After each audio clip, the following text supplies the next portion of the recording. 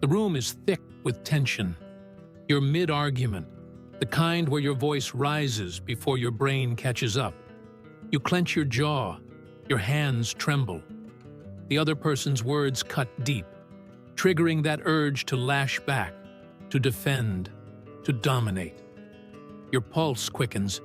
You fire off a retort, sharper than intended. For a moment, it feels good, powerful. Then it doesn't.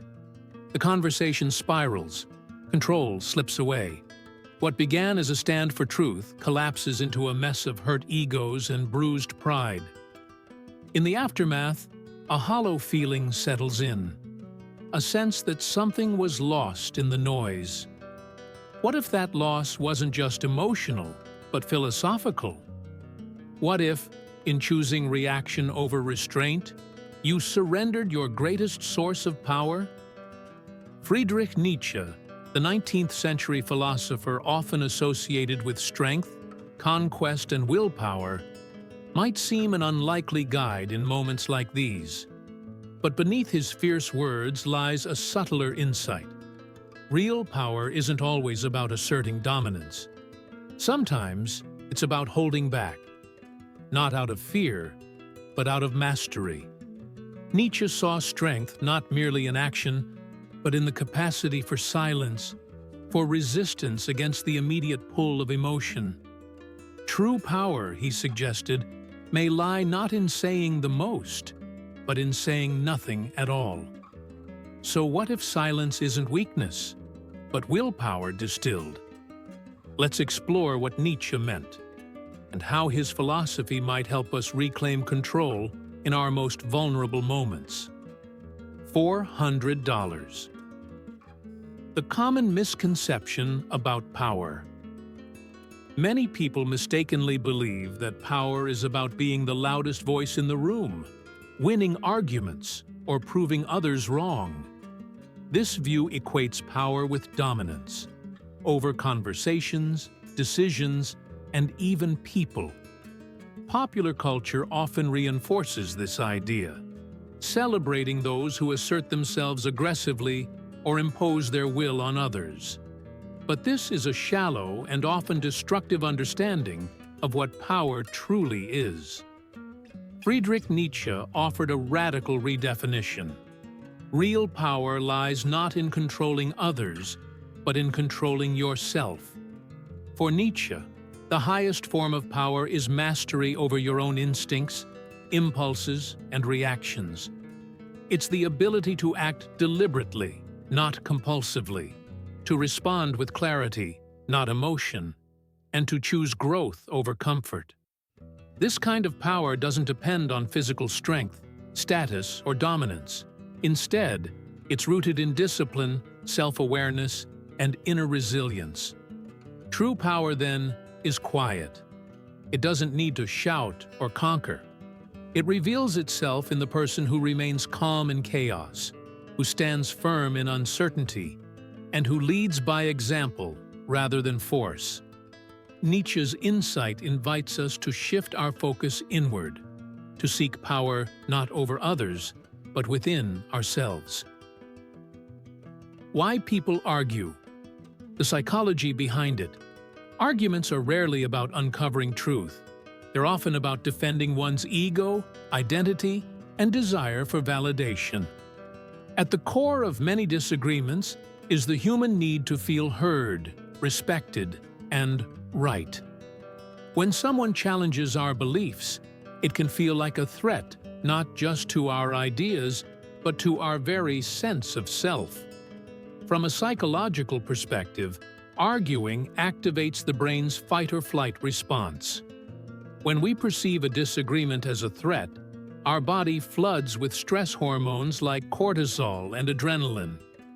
This reaction evolved to help humans survive physical danger, but in a modern context, it kicks in during emotional or ideological conflicts. As a result, people become more reactive and less rational in arguments, making meaningful dialogue difficult. Cognitive biases also play a huge role. Confirmation bias leads people to seek out information that supports their existing beliefs, while ignoring opposing viewpoints. The backfire effect makes things worse. When presented with contradictory evidence, some individuals double down on their original stance. Then there's the Dunning-Kruger effect, where individuals with limited knowledge overestimate their understanding, leading to overconfidence in debates. Arguments often escalate not because of the content, but because of how the content is perceived. Emotional triggers, like tone of voice, phrasing, or past experiences, can make disagreements feel like personal attacks. This makes it hard for people to separate their ideas from their identities. Instead of listening, they focus on defending themselves. Underlying all of this is a basic social need: the desire to be validated. People want to be seen as intelligent, informed, and morally right. Being proven wrong can feel like social rejection, and many would rather protect their self-image than concede a point. The result? Conversations devolve into battles of wills. No one truly listens, and both sides walk away feeling unheard or misunderstood. Understanding the psychology behind arguments can help us respond with empathy instead of ego, and move toward dialogue instead of division. Friedrich Nietzsche's concept of the will to power is often misunderstood as a call for domination through brute strength. In reality, Nietzsche describes it as a fundamental drive to overcome, to grow, and to assert one's individuality, not through violence, but through mastery of the self. This will is an inner force pushing individuals to transcend limitations, create values, and shape their own destinies. It is about imposing one's vision upon the world, not by coercion, but through personal development, creativity, and influence. Central to this philosophy is Nietzsche's ideal of the Übermensch, the overman or superman. The Übermensch is not a tyrant or conqueror, but a person who has achieved a higher state of being through intense self-discipline and inner strength. They are not ruled by base desires, herd mentality, or external morality. Instead, they choose their actions deliberately and create their own ethical framework. Where others react impulsively or follow convention, the Übermensch responds with thoughtful intention. The power of the Übermensch lies not in domination over others, but in the ability to influence, inspire, and lead through example. Their strength is seen in restraint, choosing not to act violently even when capable, or staying silent when provoked. This kind of power comes from control, not chaos. It reflects a deeper wisdom, that real authority is earned, not taken. Nietzsche's vision is ultimately about becoming who you are by mastering your instincts and living authentically. The will to power is not about overpowering others, but about overcoming the self to reach one's highest potential. The Übermensch embodies this ideal, living with purpose, creativity, and a deep sense of personal responsibility. Point. The silent trick. Strategic silence as power. Silence, when used deliberately, can be one of the most potent tools of power and persuasion. Far from being a sign of weakness, strategic silence functions as a psychological weapon, creating discomfort, tension, and uncertainty in the minds of others.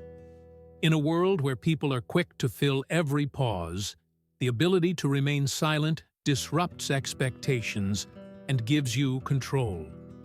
By choosing to wait, listen, and observe rather than immediately reacting, you gather valuable information. This composed stillness places others under subtle pressure. They often feel compelled to speak, to explain, or to justify themselves, frequently revealing more than they intend. It's in these unguarded moments that true insight emerges. You, meanwhile, maintain control simply by not rushing to fill the space. Silence is not passive. It's active observation. In conversations, it can destabilize an opponent, forcing them to second-guess their assumptions. A well-placed pause after a pointed question or statement can provoke deeper reflection or discomfort. Either way, silence makes your presence more commanding. Moreover, silence allows you to frame the interaction. Before words are even exchanged, your restraint sets the tone. You appear thoughtful, intentional, and in control. Silence can speak volumes, more than rushed or reactive words ever could. The myth that silence equals submission is outdated. In truth, silence, when used purposefully, conveys strength, intelligence, and emotional discipline. It demands attention and evokes respect. The silent trick isn't about saying nothing. It's about choosing when to speak for maximum effect. Historical examples of silent power. Throughout history, some of the most influential figures have demonstrated a unique form of power, one that operates not through loud declarations or brute force, but through calm restraint, strategic silence, and psychological mastery. This silent power has often proven more effective and enduring than overt domination. Figures such as Socrates, Steve Jobs, Miyamoto Musashi, and Barack Obama exemplify how influence can be wielded with subtlety and self-control. Socrates is perhaps the earliest and most emblematic example of silent power. He never wrote books or sought to preach dogmas. Instead, he mastered the art of questioning, now known as the Socratic method. Through calm, persistent inquiry, Socrates would guide his interlocutors into exposing their own contradictions and fallacies. He didn't shout or argue aggressively. Instead, he would simply ask, "What do you mean by that?" Or, "Is that always true?" This quiet method often disarmed his opponents, leading them to defeat themselves intellectually. His power resided not in telling others what to think, but in compelling them to think more deeply, and often uncomfortably, about their own beliefs. Steve Jobs, though known for his intense personality, also displayed a kind of silent power in his leadership style, particularly during the design debates over the first iPhone. At one pivotal point, internal disagreements erupted about whether to include a physical keyboard or rely solely on touchscreen technology. Rather than yelling his way to a decision, Jobs was known to guide discussions with questions that led others to reconsider their positions. He'd plant a seed, an idea about simplicity or elegance, and allow the room to come around to it organically. This method allowed him to shape outcomes without resorting to direct confrontation. His silence in key moments often allowed space for reflection, where his vision could take hold in others' minds. Miyamoto Musashi. The legendary Japanese swordsman and strategist provides a more martial but equally powerful example of psychological dominance through restraint. Musashi often delayed striking in duels, allowing his opponents to exhaust themselves mentally and emotionally. He used silence and stillness to unnerve his adversaries, creating an atmosphere of uncertainty and fear. This waiting game wasn't passive. It was a calculated psychological tactic. In his classic treatise, The Book of Five Rings, Musashi emphasizes the importance of reading the opponent and waiting for the perfect moment to act, showing how power can lie in the absence of action until the precise time to strike. Barack Obama, during his presidency, became known for his calm and composed demeanor, especially during high-pressure debates and crises. Whether facing political opponents or managing public expectations, Obama rarely allowed himself to be provoked. In televised debates, his strategic pauses and measured tone often contrasted sharply with more aggressive counterparts. This gave him an aura of control and stability, allowing him to sway opinion not through emotional appeals, but through thoughtful articulation and a sense of calm authority. His silence in moments of chaos often spoke louder than words, projecting confidence and inspiring trust. What connects these figures is not merely their success, but how they achieved influence through self-control, strategic silence, and influence without aggression. Each mastered their respective fields, not by overpowering others, but by guiding, observing, and timing their interventions with precision. Whether it was Socratic questioning, Jobs' understated persuasion, Musashi's disciplined patience, or Obama's composed restraint, all leveraged the unseen force of silent power. In a world often dominated by noise and speed, these examples remind us that real strength sometimes lies in stillness. Silent power is not the absence of action, but the deliberate choice to act with purpose, restraint, and depth. It is a form of mastery that commands respect without demanding it. Point: modern science validates Nietzsche. Friedrich Nietzsche often emphasized the power of the individual who transcends herd mentality, speaking not frequently, but meaningfully. Modern psychological and behavioral science increasingly supports this view. Research in leadership psychology reveals that effective leaders are not necessarily the most vocal in a room, but those who skillfully regulate the flow of conversation. These individuals practice strategic silence and measured speech, communicating with intention rather than volume. Studies in social dynamics show that influence often comes from those who speak less, but with greater impact. A 2012 study published in Personality and Social Psychology.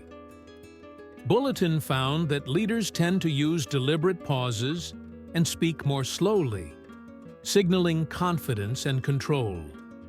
This echoes Nietzsche's idea of the Übermensch, one who exerts power not through dominance, but through self-mastery. Emotional regulation is another key area where Nietzsche's philosophy aligns with science.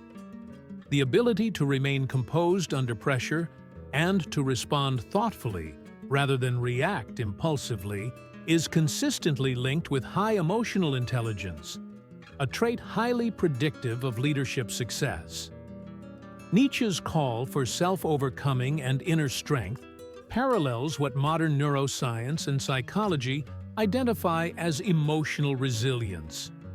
Furthermore, the concept of presence, the focused, grounded energy that influential people project, is also supported by findings in behavioral science.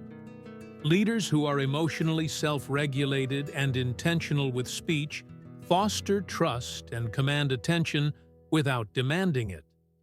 In essence, Nietzsche's vision of power through self-mastery, intentionality, and emotional discipline is increasingly affirmed by contemporary research. Rather than brute assertion, it is the controlled, deliberate, and composed individual who rises to leadership. A quiet echo of Nietzsche's enduring insight. How to apply Nietzsche's silent trick in your life.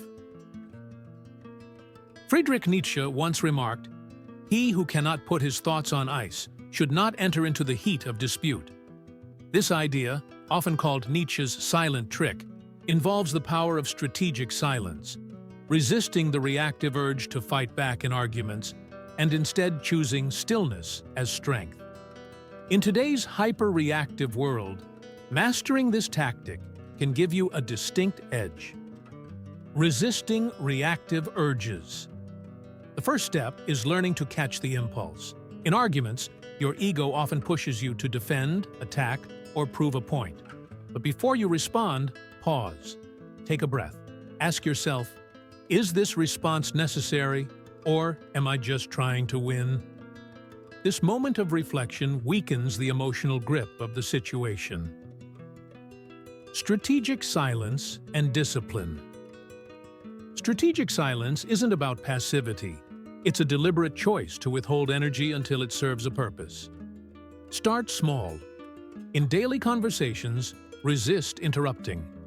When tension rises, practice staying quiet for a few extra seconds. This builds the muscle of emotional restraint. Techniques for mastery. Active listening. Instead of formulating a rebuttal, focus entirely on what the other person is saying. This not only diffuses conflict, but gives you valuable insight into their mindset. Ask instead of defend. Use questions to shift the dynamic. Why do you feel that way? Is often more powerful than, that's not true. Control timing. You don't need to respond instantly. Silence can unsettle aggressive energy, creating space for more thoughtful, impactful replies. Choose your battles. Nietzsche's wisdom also lies in discernment. Not every disagreement deserves your energy. Ask, will this matter tomorrow? Next week? If not, stay silent and move on. True power is knowing when a fight isn't worth the cost. Emotional intelligence and long-term power. Each time you choose silence over reaction, you're investing in emotional intelligence. Over time, this builds unshakable self-mastery. You'll notice fewer regrets, more influence, and a growing sense of inner control. As Nietzsche might suggest, the strongest voice in the room is often the one that knows when not to speak. Point. The true meaning of power. Power is often mistaken for noise, forceful words, aggressive actions, or dominance over others. But true power is quiet. It resides in patience, self-restraint, and the calm certainty of one who does not need to prove anything. Nietzsche, often misunderstood as a champion of brute strength, actually pointed toward a deeper ideal: mastery of the self. The Übermensch is not a tyrant, but one who has overcome inner chaos and lives with intentionality. In our daily lives, we're given countless opportunities to choose silent strength over reactive force. The calm breath before speaking, the decision not to retaliate, the confidence to walk away, these are acts of true power. Ultimately, the one who has mastered silence has already won the battle. Not because they conquered others, but because they conquered themselves. In the stillness of self-mastery, we find the most enduring and unshakable kind of power. Take a moment to reflect on your own communication habits. Practice restraint and observe before responding. This subtle shift can transform your interactions. If Nietzsche's ideas intrigue you, stay tuned for deeper dives into his philosophy and related concepts that challenge how we understand ourselves and others.